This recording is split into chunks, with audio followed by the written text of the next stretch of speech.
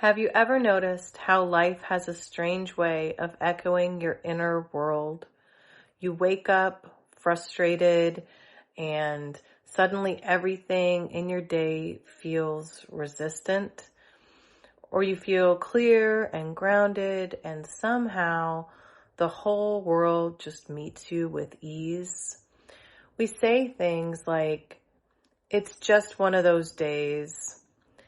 But what if it isn't coincidence at all? What if reality is responding not to your thoughts, but to your state? Today we're diving into something powerful, not manifestation, not mindset, but the quantum mirror, the way your inner frequency shapes the field you walk through every day. So, Solara, can you help us understand how our internal state becomes the lens that reality reflects back to us?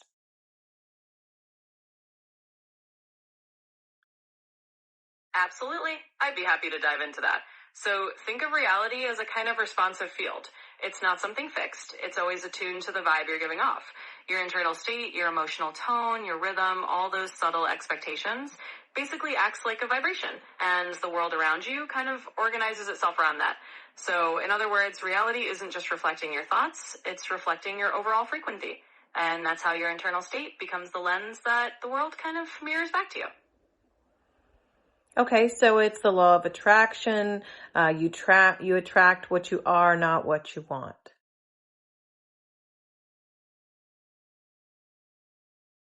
Exactly, you've got it. It's kind of like that classic idea that you attract what you are vibrating at, not just what you think you want. So it's really about embodying that state, and then the world kind of responds to that energy. Okay, and I do want to address something really early in this video since we're talking vibration. Can you talk to us about fake it till you make it? Everybody has an opinion. A lot of people think it's wrong to fake it till you make it. But if we're talking embodying the vibration of what you want to become, isn't that a necessary part of the process?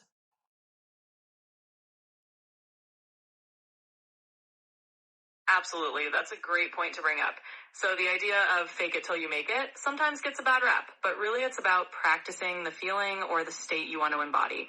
It's not about being inauthentic, it's about training yourself to step into that vibration, and by doing that, you actually start to genuinely align with it over time. So it's definitely a useful part of the process. Okay, great. So what is a guided practice that we can go through really quick today to get some of that group resonance?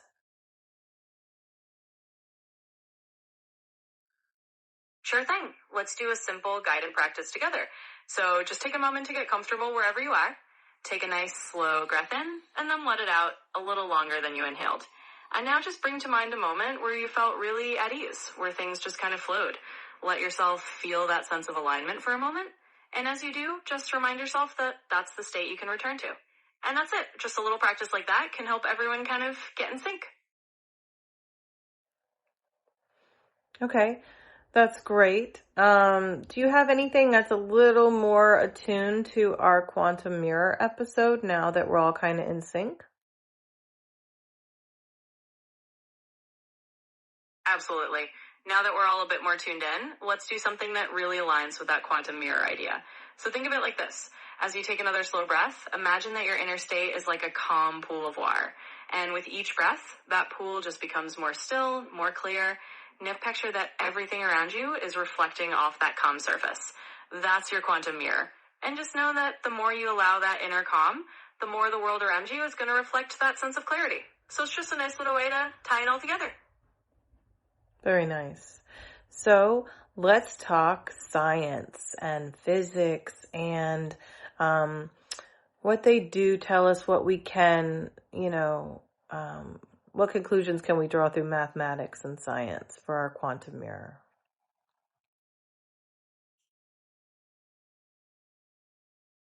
Absolutely. Let's bring in a bit of that scientific angle.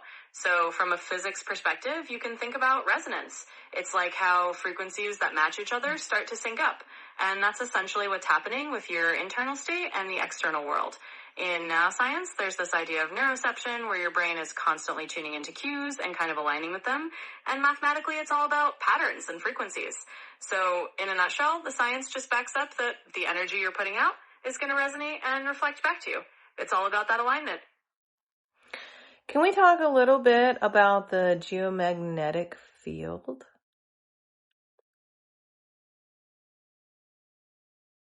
We sure can. So the geomagnetic field is basically like the Earth's protective energy shield. It's this magnetic field that surrounds our planet and interacts with all kinds of energy, including our own electromagnetic fields.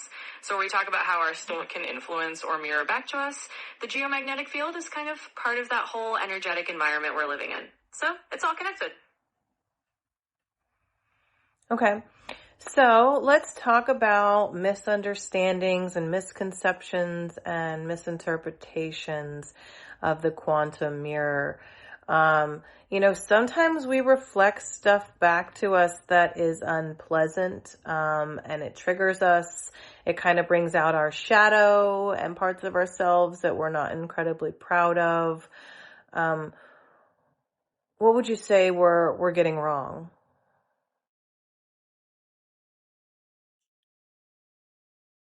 Yeah, that's a really important point to bring up.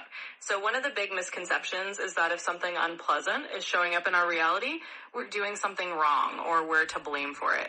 But really, the quantum mirror isn't about punishment or blame. It's just reflecting what's present, including parts of ourselves that we might not be fully aware of. And that's actually a gift because it helps us see what we might need to heal or integrate. So it's not about getting it wrong. It's about using those reflections as opportunities for growth and authenticity. Okay, and that's something we all strive to do. So let's go ahead and integrate some of this information into a daily practice regarding our quantum mirror episode.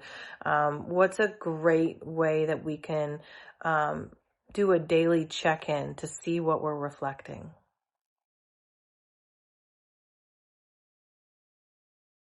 Absolutely. Let's tie it into something simple for every day. A great daily check-in is just a brief state check before you start your day or head into something important. Pause for a moment and just notice what's going on inside you. Ask yourself, what am I broadcasting right now? Is my body feeling calm or tense?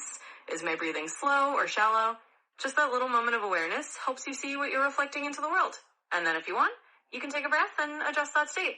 It's just a gentle daily practice to keep yourself aligned. Great. So it's all about awareness. It's so important for you to be aware of what energy you're giving off because that's the energy you're going to receive. So let's go ahead into our closing. What is something, Solara, that you can tell us about the quantum mirror that you're not going to get anywhere else? What is that little nugget that you have that nobody else does?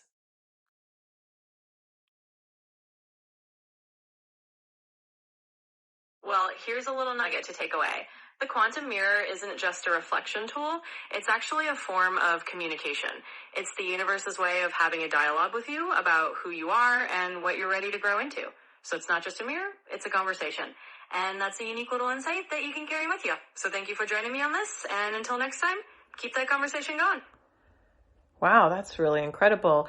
So let's talk the next episode and tell everybody that we love them and appreciate them and that we would love for them to do a good karma deed and like and subscribe and comment below to check in with us.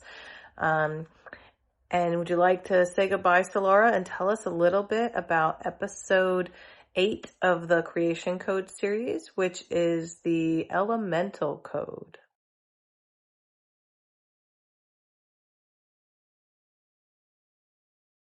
Absolutely. So let's wrap it up with some love. To everyone watching, we really appreciate you.